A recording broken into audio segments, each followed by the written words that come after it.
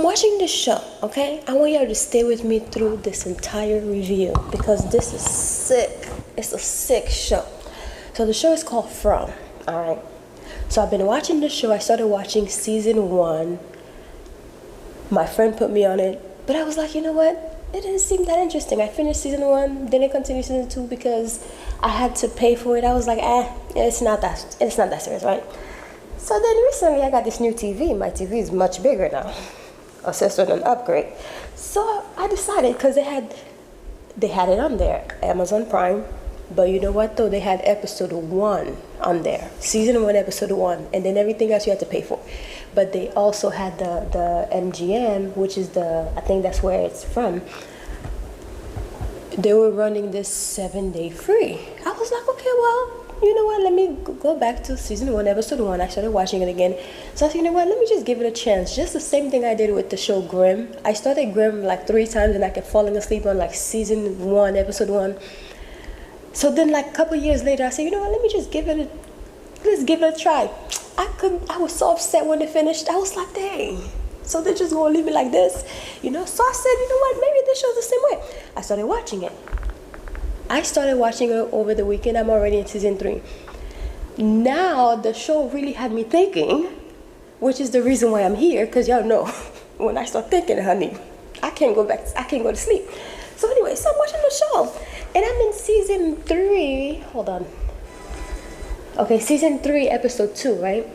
And now, you know, if you've seen the show, this is all a spoiler, okay? So if you've not seen this show and you want to see it, I need you to not listen to this, because I'm about to tell you everything.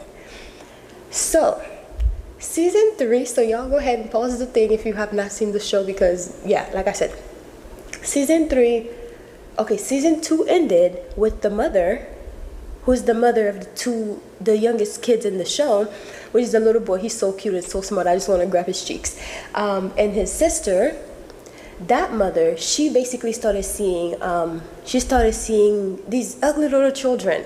So basically the show, the premise is people coming from everywhere. Listen to me now. People coming from everywhere, all around the world, no matter what, they all end up there. So on a road trip, family road trip, whatever kind of road trip. We were just on Uggs. We just hit the road. We ended up on the same road, same exact road. So, you know, life is about like, life is basically a movie, right? So just hear me out. So they're all driving on the same exact road, but all over the world. So they could be coming from North Carolina, going on a road trip. They see a tree in the middle of the road. So a block on your road, right? They see a tree in the middle of the road. They stop. They can't go. And then finally they find another way. They detour. They never make any circles, but they end up making a full circle and going back to the same place and passing this strange little town. So in this strange little town, there's a bunch of people who have been here in this town that cannot leave. Same situation. They're coming from all over the world, different parts of the world. They all end up in the same town, right? So imagine the whole map of not all over the world. I guess the only part they show you on the map was the United States. So any state where you are on a road trip, everybody sees the same tree, end up on the same town. Now when you get on this town, honey, you cannot leave. There's no way for you to leave. There's no way out, right? So it's like a maze. People are basically running. So anyway, the town is so weird. So electricity, you can plug things. No, you cannot plug anything from outside of the town, only things that are in the town that works. But there's no wires that actually makes the electricity work. So it doesn't make any sense how it works, but things seem to work. But anything that's outside of that will not work. So if you had a blow dryer, you can kiss it goodbye because the electricity does not work for your blow dryer that comes from outside, right? So I'm gonna skip over because now no one can leave this town, mind you. And in this town, every night, there were these monsters, these demons. And I kept peeping because I said, you know, I had never seen a black person yet. All of them were Caucasians. But they're like demons. Absolute demons that come out. And they're normal people. They look like normal people. They come to you, but they look creepy as hell. Just real creepy normal people that are super pale. But they're not vampires. And they walk super slow because they know that you cannot run or hide because you cannot leave the town. And the woods have these weird trees that if you go inside, because some trees have like a big opening where it looks like a door. If you go inside one of those trees, it transports you to a different location every time. So you never know if you're going to end up in front of those demons, but this time if they're walking, because the only time you can be outside is during the day. Because at nighttime, they're running the town, okay? There's nothing you can do. They smile real weird, big smile. And they walk super slow. They're like, oh, don't you want to play? Don't you want to play? And they're walking, they're taking their sweet time, honey. But when they get to you, they turn into these monsters. But they go from real people, except they have this creepy, uncanny valley smile on their face that you can never wipe off. And there's nothing that can kill them at all. Nothing at all, right? So then these people are stuck in this town, and if they die in the town, they really die. But somehow, the mother of these two children, I'm gonna skip over because I'll go backward eventually. She was able to leave the town through the tree house. How she found the tree house? Because she kept having weird vision, because the town make you go crazy. It feeds off of your fear. The town basically has everything they need, but the food's starting to rot because once the demons realize that, that's what they're relying on, and they're worrying that food's gonna run out, then they start making the soil poison. So now everything that they're growing does not work anymore. So it feeds off of your fear, like everything rots. It feeds off of your fear because now you're worrying about food. So now the little food that you planted before, that were flourishing before, now they're dying. Because that's what you're worrying about, right? Because now you're focused on it. Because while I'm reading, I'm like, you know what, this makes sense. You're focusing on something now that you were not focusing on before, and it was flourishing. Now you're focusing on the negative of it. Oh, I'm not going to have enough of it. The lack. Now what you had is now dying, right? So anyways, the mom was able to escape because she started having strange visions, because prior to her getting to the town with her family, because they were on a road trip, she lost a child, right? She lost a baby. So she was grieving that baby, and her husband were basically about to get a divorce because they were not seeing eye to eye. The husband wasn't there for her, all that jazz. They didn't show you, but they kind of tell you in the story. So they were trying to now make it work, because the daughter, she was the one raising the little boy. Because both parents were like, one was grieving, the other one was probably drinking, and usually the guy, right? So anyways, so I guess the children connected with her in that. So the children are the one that's going to save them, essentially, or that's what it seems like, because that's how the lady was able to get out. There's this little boy that wears all white, and she's basically like the savior. She's always saving them. He's always saving them. He lives in that same town, but he's like a nice little boy. He looks like his clothes are never dirty. Like, damn, how you always so clean, and you walking in the woods 24/7, helping people, find the trees to hide before, nightfall. So basically, imagine the town, the sundown town, like that, yeah. So anyways, the lady ended up following those two little ugly children. Those children look like they were in a house fire, and they look crazy. So they kept appearing to her, I guess because, she was grieving a child, and they kept saying, kukui, something like that. But they kept saying something. At first, the lady was really scared, and then she started questioning, because there's this man on there. His name is it Steven? What's his name again? The guy that, at first I was like, okay, he looked like, the man that would tell the little boy to come follow me in the woods and stuff. But he was a sweet little boy. He actually was left there by his mom, who was the original person that's supposed to be saving everybody, because she was having visions. Like she was basically delusional. She was seeing things, and it all started because she took acid with her husband, which is Stephen? Victor. Yes, Victor. So Victor was actually a little boy since he got to the town, and Victor's now 40 years old. So Victor knows in and out of the town, and he knows everything when the demons come out, what to do. And Victor has been drawing since he was a little child. Victor was like 6 or 7 years old. So Victor spent his entire life in this town to the point where he feel like he has nowhere else to go to. Even if they were able to find home, he wouldn't have a home. So I feel bad for Victor, because Victor's actually real cute. He's like still this little boy inside of this grown man's body.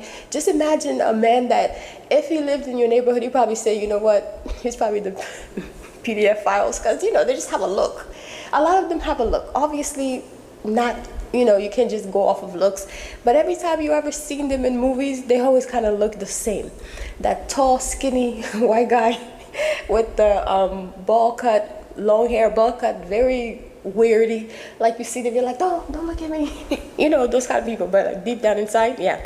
So much so that anytime any new person comes to the town, they look at Victor the same way. So I'm not tripping, because the first time I saw it, I was like, this man gives off that vibe. And everybody who comes to the town always tell them to stay away from my daughter, stay away from my child, because he gives that vibe. But anyways, Victor is a sweet guy. I love Victor, as a matter of fact, right? Anyway, so the mom is following those two little bird children. They're like twins, and they come together. And imagine, like, what's the one lady from American Horror Story, Coven, when she was like sick and she had like 3 little pieces of hair on her head? Imagine like that. But around their eyes is black, like they were burnt in a fire. Very strange. So they're coming to the lady. So she decided to ask Victor to show him, his pictures. And so she can, because Victor believes that, he might not remember things, but pictures will always remember things. So it makes sense, because it's actually helping the people to basically think that they're about to leave this town. Which, newsflash, nobody ever leaves the town. Nobody ever leaves the town except for the lady. Now let's get to how she left the town. So them 2 kids kept saying, akukui, whatever, and then Victor showed her the lighthouse. So she kept having dreams of her climbing, going upstairs of a lighthouse, because she hears her baby that she lost crying up there. So she was like, the lighthouse. And then Victor had a flashback. Oh, I've heard of the lighthouse before, because his mom was quote unquote crazy when she was living in a regular town, with her husband and her children.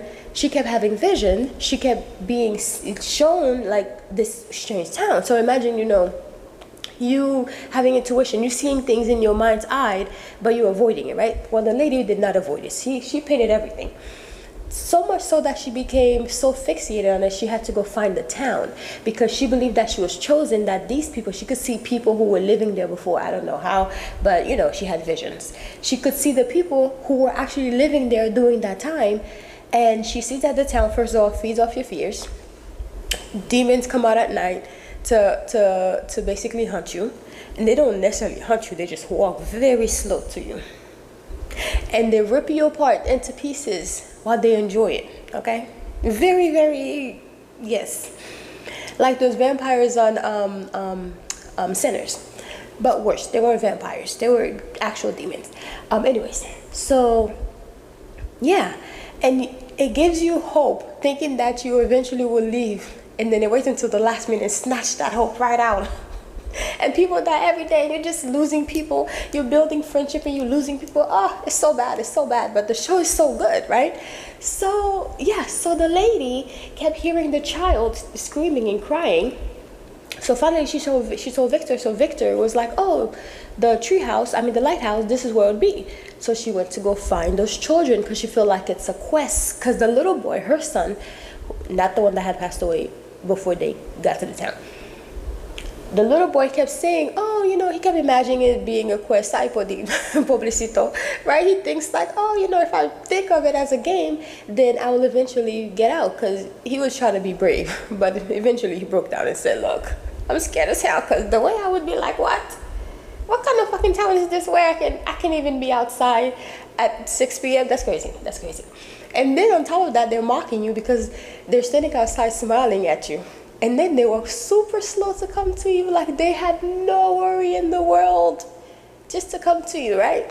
So anyways, so she followed the little ugly children. She went to the town, to the lighthouse. When she got there, she sees the little boy who is always dressed in white and who looks like he never got like not one piece of dirt on his clothes, right?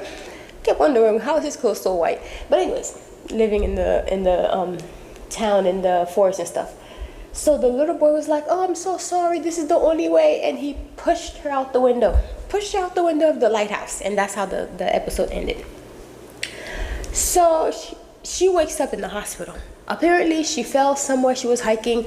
That was the story. They found her. Hikers were hiking and they saw her in the town. I don't know how she didn't die because that was a long fall, but I guess that's the only way you get out of that town. It's giving very much Earth. It's giving very much Earth. The way that the show is called From, and all these people, and then the black guy on there, Boyd, there was a scene in there where he was basically, because they built this little church, right? So whenever any of fallen soldiers, one of them pass, maybe the animals, because the thing is they have to use a little talisman, okay? This is where the magic comes in. They have this talisman that is the only thing that's basically keeping them alive, and it took forever for them to actually find it. And Boyd found it, and one of those hidden tree things that when you walk into, it takes you to a different location every time. You walk in there, it takes you to a cave. You walk into another one, it takes you to another house. You walk in one and you're now stuck inside of a rock that's in the shape of a square, and you cannot get out. The only way to get out is for some men to basically throw a rope down for you to pull yourself out. But you were just outside. You just stepped into a tree and somehow you end up in that place, right? So anyways, so I'm like, this sounds very much like Earth. Because Boyd, there was a priest there too. Priest ended up dying, right? He believed in Jesus so much, prayed till the minute that he died. In Boyd's arm. Boyd came, he's like one of the main characters. He came with his wife, and then his wife lost her mind.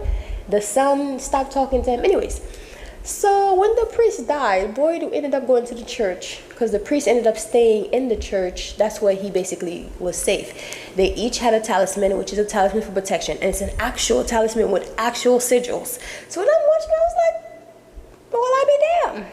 This is a real thing. Like, okay, so, but that's the only thing that keeps the demon from getting in the home at nighttime. So they put it at the door or anywhere in the door. But the only thing is, if one person like opens the window and they can, reach the inside to come in, the talisman's not gonna save them, right? As long as they're in, the talisman's not gonna save you, and they're gonna just rip you apart, rip all your insides, everything. So anyway, excuse me.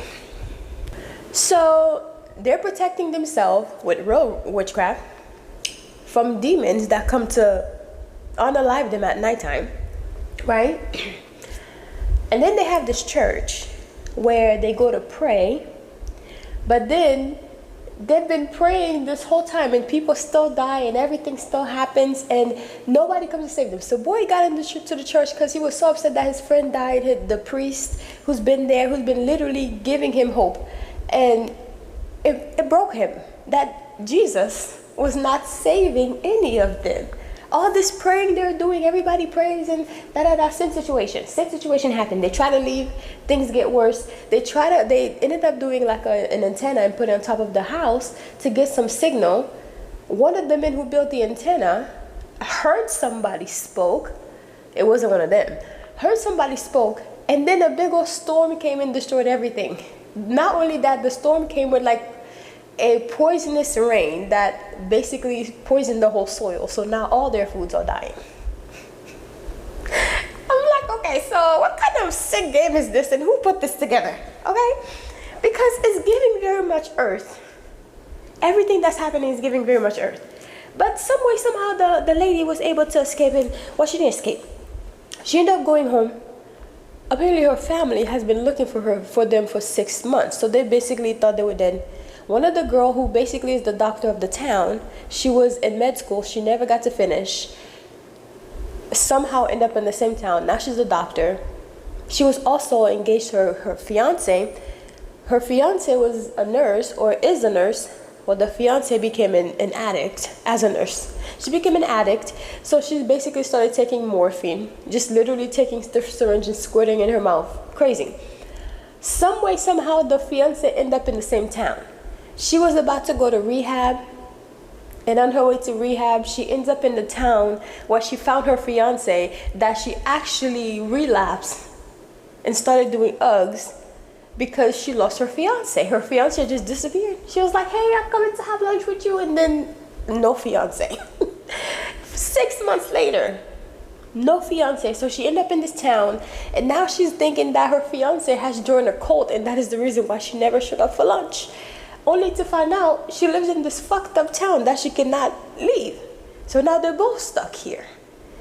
And as soon as the fiance gets here, she gets attacked by these cicadas that ended up taking over her mind. Not only taking over her mind, y'all remember how I told you there are trees that you basically go inside the tree and you can turn into like a giant rock shaped in a square with a hole inside, and you fall inside the hole. The only way to get out is for some random men to throw you a rope. So there's this random guy, and he was in the military. So he's talking to Boyd. Boyd is the main character, the black guy. Boyd's inside the hole. He's like, yeah, we'll make a bet. I'll save you. I'll help you get out of this hole. And you got to do something for me. Boyd is desperate at this point, because Boyd was outside at nighttime because one of the girls who lived in the town, her mind got taken over by those things, because they can actually take over your mind too. She wanted to unalive the little boy, the only little boy in the town with the cute cheeks, right? Cheeks, his face. Anyways, I know, because some people are going to be like, well, Anyways, yeah. So basically, she wanted to unalive the little boy because the things got in her mind and started telling her the only way for y'all to leave is for you to unalive this little boy. So she befriended the little boy's family, started babysitting him, and then she basically took him to this barn about to sacrifice him for them to leave. It's strange. So anyways, so while she's sacrificing him, her brother popped up and tried to save the little boy, and she ended up sacrificing her brother. So Boyd ended up in the woods with this girl, because he had to basically pretend like he was going to unalive her, like, because the town no longer wanted her in the town, so he had to take care of that.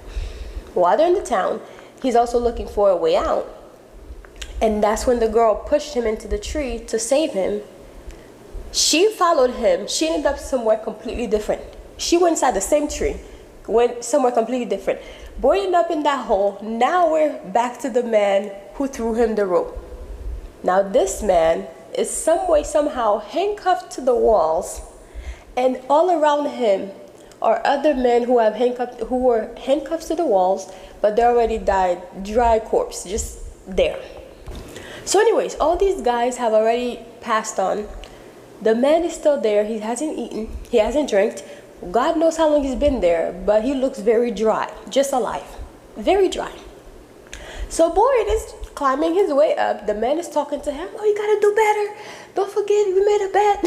You gotta do this for me, whatever. He never even told Boyd what Boyd had to do. So Boyd gets up. The man, he's so shocked because the man, you can't believe this man is still alive. That's how dry he is. Anyways, so Boyd said, oh, so how'd you get here? So he's telling stories. He's like, oh, we don't have time for this because they're coming. So now Boyd, all of a sudden, he sees this magic singing box on the floor. It's like with a little ballerina and all that. But the man is like, hey, you gotta, the bet is, or your part of the deal is to unalive me. Boyd is trying to be a good, savior. He's like, oh, I cannot unalive you. And he just so happened to see that the man has a military tattoo. I guess in the military with the boys, no man is left behind. So Boyd absolutely does not want to take this man out. The man is like, I won't even make it past this, outside, because I can't walk anymore. I've been here for months. I don't even know how he still survived for months. And how the things are not eating him, I don't understand, because the things actually are in the same cave that Boyd is in, right? So anyway, but they're sleeping because it's during the day. So they sleep during the day, which is so weird because they're not vampires, right? So anyways, Boyd swears up and down he's not going. He says, you got to do it before the music stops. Boyd swears up and down he's not going to do it. He's not going to do it. So finally the man says, please, you got to do it. So he basically unalived the man. Before he unalived the man says, oh, I can heal you, because Boyd had a blister. He said, oh, I can heal you. Just rub my blood and your blister, it's gonna heal you. Well, apparently it did, right? Boyd unalived the man, and then he left. And then from there, boy started becoming crazy because now the man's blood was dirty. And the only way that the man could actually be unalived, because he was this dry, because there was these worms that were under his skin, and the only way that he would die is if he passed that curse to something else. So he basically gave it to Boyd. So he basically made Boyd do two things at once, right? He gave it to Boyd. So now Boyd go back to the town, and he got all these things crawling on him, and it just so happened to actually save him, because his son was about to be unalive, because his son got stabbed by a racist white guy who basically says, oh, they're all always wanting to fight. Meanwhile, the son is like half white, half black, right? So those are also his people too. Anyways, he's like, oh yeah, they always want to fight, being racist to the little white mixed boy, which is Boyd's son. So Boyd's son got stabbed. Now he needs blood because he's losing a lot of blood. Boyd, they're forcing him to say, hey, you gotta give him blood because you guys got the same blood type. Boyd said, no, I cannot do that, because while I was in the woods, some man gave me his dirty blood, and now I got these things under my skin. And if I give him to my son, he's gonna start seeing all these visions that I've been seeing. Boyd had been seeing this dancing ballerina who basically comes to him and then turn into this monster. Like, as soon as they get to you, their teeth starts to grow, so they have these fangs, not just like 2 teeth, all the teeth, and their eyes bulge out, and they like basically rip you apart. Anyways, it's crazy. So Boyd is like, no, but nobody believed him. They just thought that he was actually getting dementia. They thought he was just losing his mind. So he's like, no. So then finally they actually saw the animals crawling under his skin. So Boyd just had the smartest idea. He says, oh, you know what?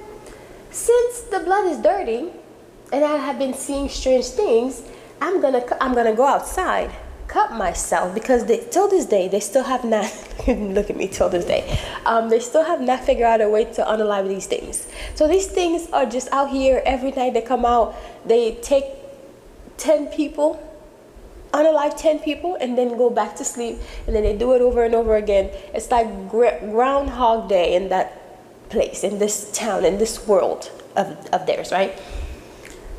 So, you know, they're always going to continue to multiply, and the people just continue to just keep coming, like, because new people keep coming. By then there's a new bus with all these new people that had already showed up. We missed that already. Anyways, so there's new people. So Boyd basically says, oh, I'm gonna go outside and I'm going to cut myself and cut one of them and put the blood on them. Then he's going to transfer all the little, things that's crawling under his skin. Well, he was very smart, because that was a good idea. So he got there and he did that, and then one of them just basically, they exploded. Well, not exploded, but he died. He died basically, right? So he went and gave his son his blood and all that good stuff. So anyways, so I said all that to say this. I have not finished. I'm still in season 3, episode 2. I just wanted to review it. So if y'all want to watch the whole thing, go ahead and watch the show. But this is my review. I hope y'all was well entertained. I hope I explained everything correctly. But that's what I was getting. It was giving very much Earth. And why is there like real... It's not a full ritual technically, but those are real talisman for protection. That sigil is an actual real sigil. And why does it feel like Earth, right? Because... No, stay with me, okay? If you watch the whole plot of the show, it basically feels like that. The whole world, especially for black people. Okay, all I'm saying. Like, basically living in sundown town for black people, right? You basically feel like you always have to keep watching behind your back, or you have to keep doing this and that, because you never know when someone's going to wake up and say, I don't feel like, being a good person today. I want to take some, imagine, right? But you're always constantly dealing with your fear, whether it's the people around you, or not being able to pay your bills, or whatever the case may be. But there's always something that is your monster, your demon, or whatever it is that is hunting you, because at the end of the day, we all have this person that we're fighting with inside of ourselves, right? And I'm not comparing these demons to inside of ourselves, but what I'm saying is there's always something, fear that takes over and cripples you and all of this, right? So all these people from all over the place. None of them knew each other. None of them, except for the ones that actually knew each other. But everybody, all were in the car because, hitching a ride and all that stuff. Well, anyways, because your soul is being carried by like your body. So it's like hitching a ride like your body, right? I hope that makes sense. But everybody ends up in the same place. And still, religion is still there. Spirituality is still there because you got the protection with the sigil. And the religion being the church, where whenever they die, no matter how much they pray to go home, they can never go home because they're stuck here, and there's no one that's going to answer their prayers, because at the end of the day, it's just that.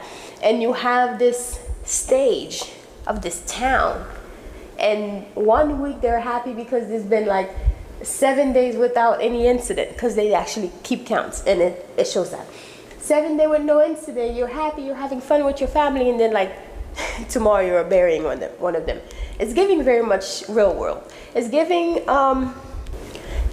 very much the real world. It's giving like, you got the people who still believe in, there's a God that's going to come and save them. You got the people who believe in their intuition, and they follow that light, which the little boy represents. And even the little girl, the two little girls, they were always in white as well. They're also that light, right? And the mother, who is the nurturer, she was able to get out because, one, she was connected to the soul of her lost child, right? And she also connects to the soul of the children that she had to help in the lighthouse. Light represents illumination, being illuminated, seeing the things around you type stuff. So she was able to get that connection. Meanwhile, all these other men there, literally everybody's like, okay, we gotta find food, which very important, right? But a lot of them were seeing things. A lot of them were actually seeing visions and all that. But they're so worried about, I'm going to appear so weak, so I'm not going to open up and tell people what I'm seeing and da-da-da. The mom, she knew, so therefore she talked to Victor. She was like, Victor, I'm seeing all these things, da-da-da-da, even though Victor was like the strange one there, right? And the little boy also was the one that gave her the idea, her son, the one that's still alive. He gave her the idea because he's like, what if it's a quest? What if we had to do all these things to get out? Which is like, when you're looking at the world, what if you actually get aligned with the world and how the world works? And I'm about to say something, and I just thought to myself, here I am talking about this, and it's about to be 1 o'clock in the morning. But going to sleep when the sun goes down and waking up when the sun comes up, because that's the way of how nature is supposed to work, right?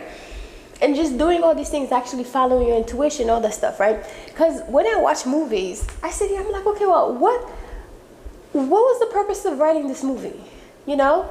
Whenever I'm watching things, right? TV shows, movies.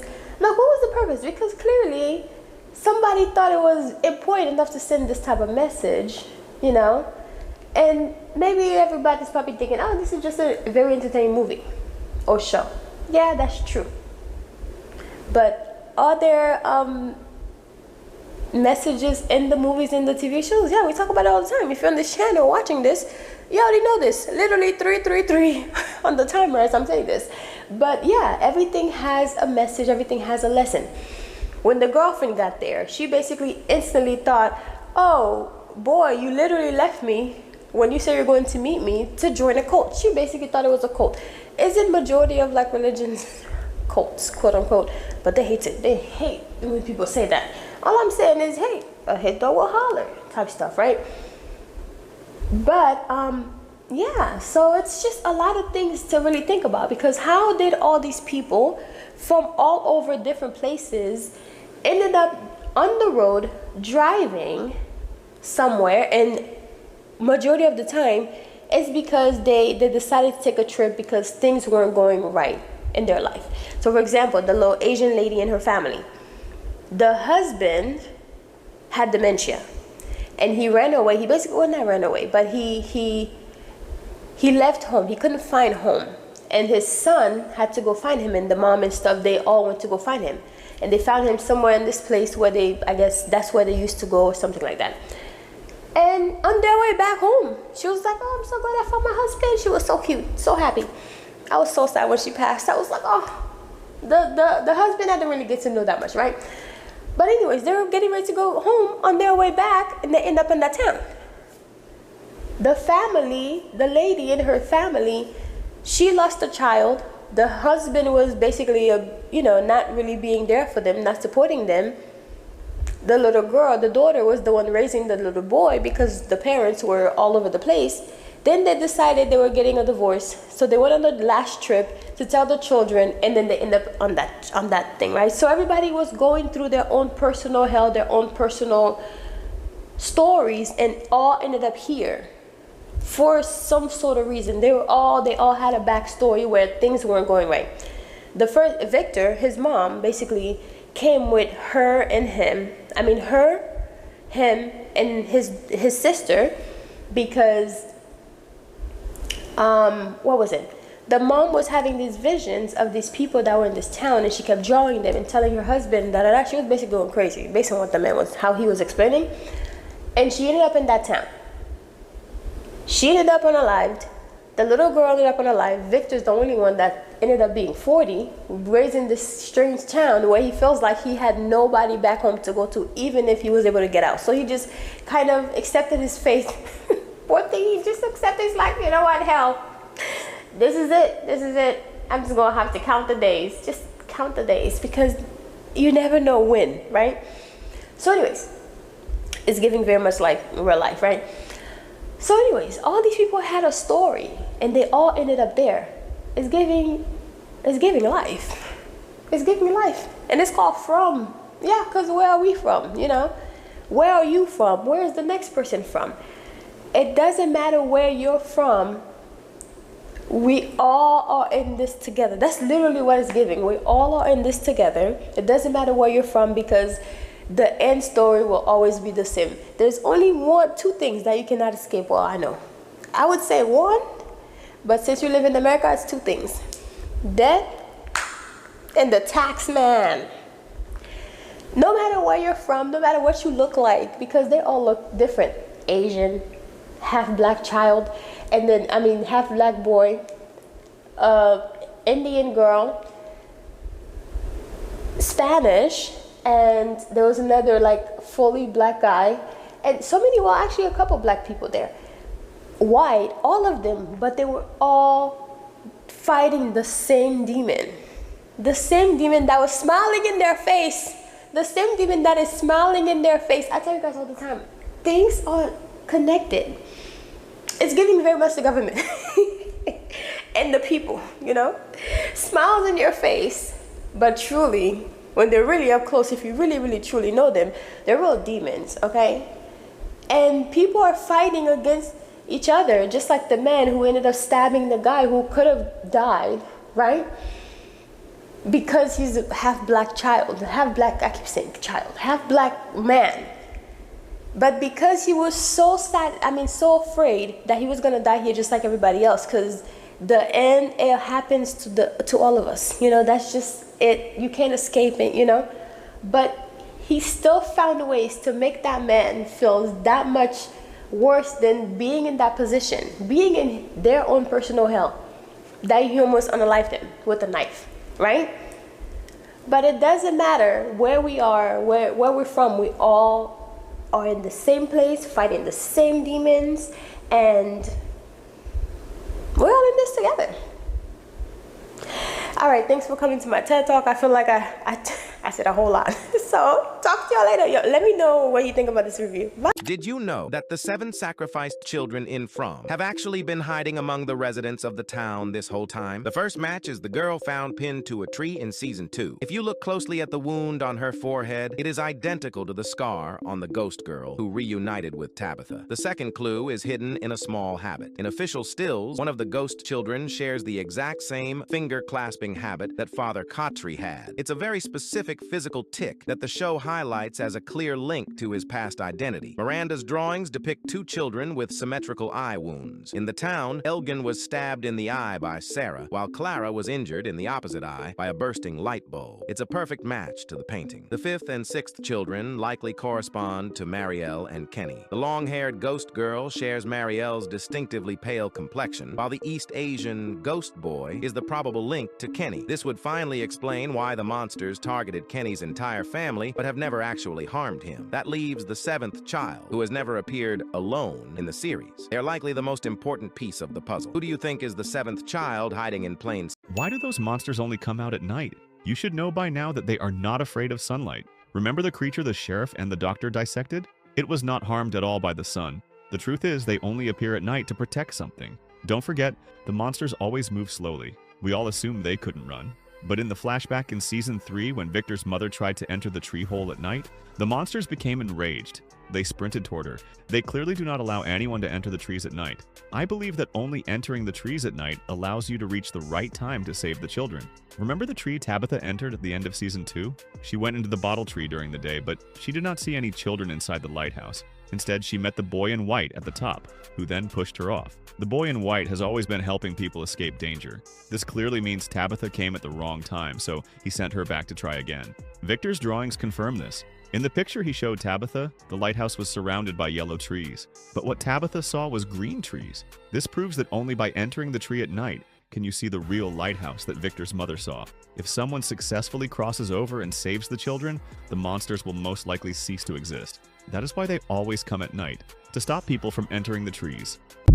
Did you notice that the people chosen by the demons in From are all people who keep being reborn? The proof is the mummy Elgin found in the secret room. Look closely at the mummy's clothes. They are exactly the same as the ones Jade was wearing when he first got trapped in the town. This means Jade once died in the town. He seemingly starved to death in that cellar. And there's another detail. Elgin, who was chosen by the female demon, got one eye stabbed out by Sarah after he kidnapped Fatima. Don't forget that Jade once saw a one-eyed soldier attacking him violently. That one-eyed soldier was actually the original Elgin. So Elgin is destined to return to the town. As for the third person, he's the old man Boyd met. The old man locked in the wall. That's most likely Randall. When Randall had hallucinations, he was handcuffed to that wall with Julie. That's another hint. And the most important one, Tabitha. In her past life, she was Victor's mother. She seems to be one of the town's original inhabitants, including her daughter Julie. You can see that when she came back to save her father Jim, she cut her hair short and changed her clothes. This shows that the people chosen by the demons can also travel through time. All the people chosen by the demons, like Sarah, may never be able to escape the town. Here's a theory. Every vehicle that arrives in the town does so because there are one or two reincarnated people on board. That's what dooms the whole group to end up there. The town is calling back its original inhabitants. As for the extra people, they're just food for the monsters. So do you agree with this theory? So we're going to touch up some stuff on this book. So in this book is called Spell of Abundance, Love, Wealth, and Protection. So in this book, on the first page, actually, I have a glamour affirmation that you will basically say, you stand in front of the mirror and you stare at yourself and you admire yourself and you will say to yourself how beautiful you are. You'll basically seal your beauty, like your glam, after you've done your makeup, or even stand in front of the mirror naked with nothing on, so you can really reaffirm yourself of your beauty, of your confidence, and all that. This book is mainly for like self-confidence and self-elevation, calling the goddess in you, calling the divinity in you, calling the beauty in you, and also work with the moon, because the moon represents the woman, the mother, water, all of this. So yeah, I have all the steps in here of all the spells that you need to. It has one to get rid of unwanted guests. It's pretty funny. To get rid of unwanted guests. And this book right here, right? So I'm gonna run down real quick about the materials that you're going to need. You will need a brand new broom. It has to be brand new. And you will need a piece of parchment paper, a black pen, a black trash bag, because we're going to get rid of this sucker, right? And of course your intentions. And also I have spells on here that you can say. I have daily affirmations, and also I have spells on here that you can do every single day to work with the energy of the planets of the day, and also the archangels that work with the day. So anyways, there's so many spells. There's a 7-day manifestation spell with archangels, and let's see, a 30-day money spell with bay leaves and the Fihu sign, which is a money sign. It's like an F with that extra part. Anyways, the symbol is there, and I even show you like what you need to do, what the sigil looks like, all that, and the keys to enhance your spell. So there are different things on here on how to enhance against your spell, and basically